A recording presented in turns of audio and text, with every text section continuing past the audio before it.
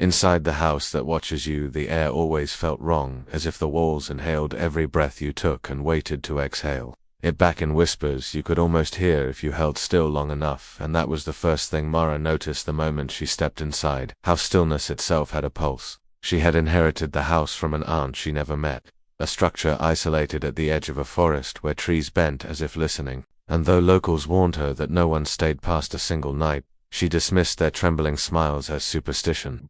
But the moment she crossed the threshold, the floorboards groaned in a tone that felt eerily like welcome. Dust coated everything except the framed pictures on the walls.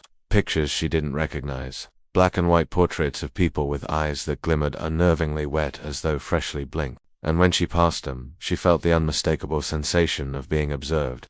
Not metaphorically, but literally, her skin prickled as if dozens of pupils tracked her movement. By evening the house felt warmer, as if it adjusted its temperature to her presence, and while unpacking she heard soft taps above her head, taps like footsteps from something crawling upside down, though when she checked the attic ladder, it was warm to the touch, almost breathing. She tried to distract herself by exploring, but each room felt slightly altered from the last time she peeked. Furniture shifted, curtains drawn differently, light angles wrong, as if the house rearranged itself between her blinks. When she entered the kitchen, she found a teacup on the table filled with warm, red liquid. But when she blinked again, it was empty, with a faint taste of iron in the air. Nightfall came unnervingly fast, swallowing daylight as if the sun fled from the land, and when Mara tried to turn on the lights, the bulbs flickered violently, flashing silhouettes on the walls too tall, too thin to be her own shadow yet. When the lights stabilized, there was nothing there except a faint whisper that brushed her ear. "You came home." Startled, she backed into the hallway where the family portraits now appeared closer, inches forward from where they hung, their wide, wet eyes seeming to bulge from the frames, and she swore she saw one portrait's lips curl into a grin.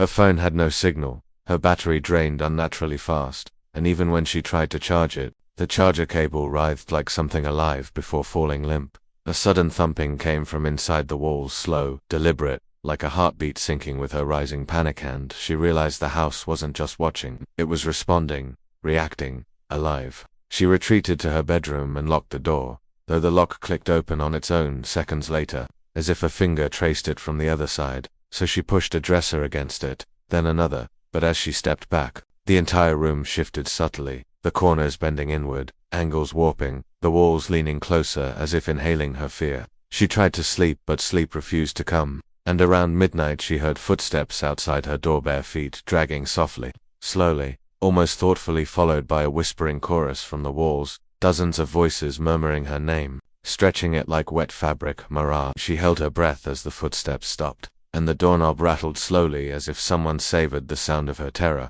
but then stopped abruptly, replaced by a low rumble beneath her bed. Frozen, she peered underneath and saw not darkness but ice, countless eyes blinking in the hollow cavity where the underside of the bed should be. Too many eyes, layered and clustered, all staring at her.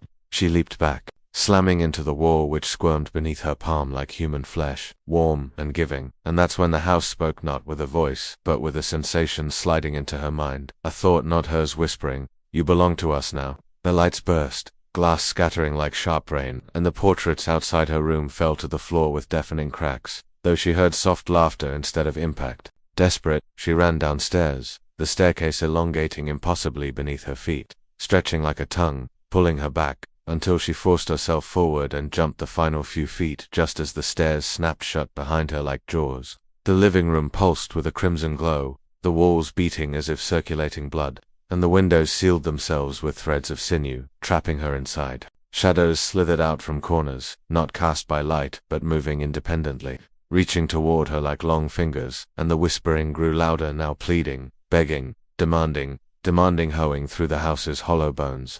She sprinted toward the front door, but it receded away as she approached, stretching down the hallway like a retreating mirage, and then it suddenly slammed into place, inches from her face, with a sound like cracking ribs. She threw her weight at it, pounding, screaming, but the wood pulsed beneath her fists like a heartbeat, absorbing her blows, warming under her touch, as if tasting her skin.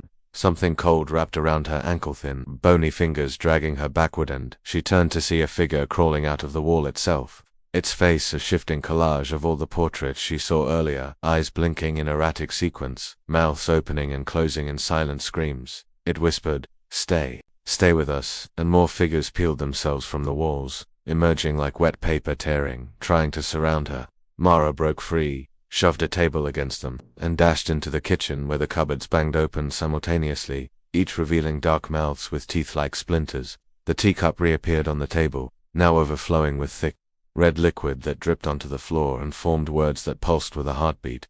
Welcome home, Mara. She ran again, this time storming into the basement, thinking there might be a back exit. But the basement stairs sagged under her feet like muscle tissue, and when she reached the bottom, she found a massive heart embedded in the back wall, beating, throbbing with veins stretching across the ceiling like roots. Every beat released a wave of whispers that overlapped into a deafening, maddening chant. Be part of us. The figures from upstairs began descending, their limbs bending wrong, their bodies jerking like puppets, and Mara grabbed an old rusted pipe, swinging wildly, hitting them, but instead of breaking, their bodies absorbed the blows like soft clay and reshaped themselves instantly.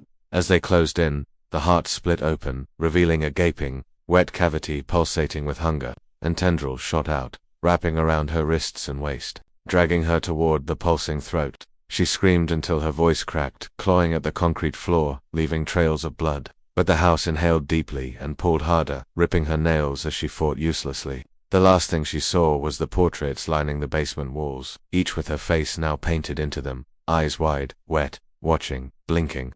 The heart swallowed her whole, and the house exhaled softly, satisfied, before settling into stillness once more as the portrait's eyes slowly turned to gaze toward the front door.